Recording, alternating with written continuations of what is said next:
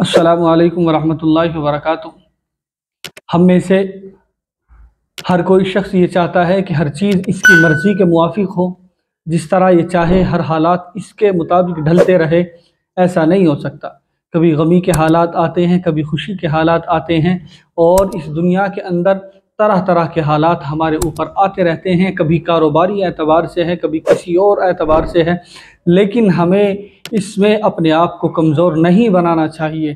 तकदीर क्या है, तकदीर पर ईमान लाना क्या है? यही तो है कि दुनिया के अंदर जैसे भी हालात आए, ये सब तकदीरी फ़ैसले हैं, ये सब हमारा मुक़द्दर है।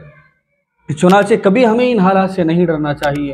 अगर कारोबारी एतबार से है तो अगर हम इसमें सोचते हैं, अपने आप को टेंशन में डालते हैं, तो चुनाचे सोचने से, टेंशन में डालने से ये हालात हमारे दूर नहीं हो सकते, बल्कि असबाब इख्तियार किए जाए, तदबीरें इख्तियार की जाए, वो रास्ते इख्तियार किए जाए जिन रास्तों से हमारा कर्ज उतर सकता है, जिन रास्तों से, जिन तदबीरों से, जिन असबाबों से हमारे हालात दूर हो सकते हैं, उनको इख्तियार किया जाए। उसके साथ साथ अल्लाह तबारक व तआला से दुआ भी मांगी जाए, अल्लाह तबारक व तआला के सामने अपनी फ़रियाद को भी रखा जाए।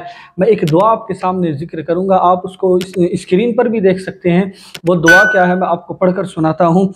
ला इलाहा इल्लल्लाहुल अज़ीमुल हलीम, ला इलाहा इल्लल्लाहुल अज़ीमुल हलीम, ला इलाहा इल्लल्लाहु रब्बुल अर्शिल अज़ीम, ला इलाहा इल्लल्लाहु रब्बुस समावाति व रब्बुल अर्ज़ि व रब्बुल अर्शिल करीम, ला इलाहा इल्लल्लाहुल अज़ीमुल हलीम, ला इलाहा इल्लल्लाहु रब्बुल अर्शिल अज़ीम, ला इलाहा इल्लल्लाहु रब्बुस समावाति व रब्बुल अर्ज़ि व रब्बुल अर्शिल करीम। ये दुआ आप स्क्रीन शॉट भी इसका ले सकते हैं।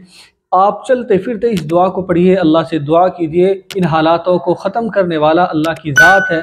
चुनाचे हम अगर किसी हालात में घिर जाते हैं तो अपने आप को जो है इतना गम में और इस तरीके से अपने आप को कमज़ोर कर लेते हैं कि सोचते हैं ये हालात कैसे दूर होंगे। तो मेरे अज़ीज़ों, हम अल्लाह से दुआ भी करें, उन हालातों को दूर करने की तदबीरें और असबाब भी इख्तियार करें। अल्लाह तबारक व तआला की ज़ात उन तमाम हालात को दूर करने वाली है।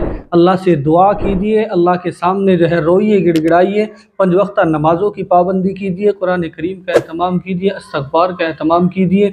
मुझे उम्मीद है कि हमारी इस क्लिप में कही गई बातें आपकी समझ में आ गई होगी। अगर आप नए हैं तो हमारे चैनल को ज़रूर सब्सक्राइब कीजिए, हमारी इस क्लिप को ज़रूर शेयर कीजिए। अगर कोई मसला, कोई राय है तो ज़रूर कमेंट करके हमसे मालूम कर सकते हैं।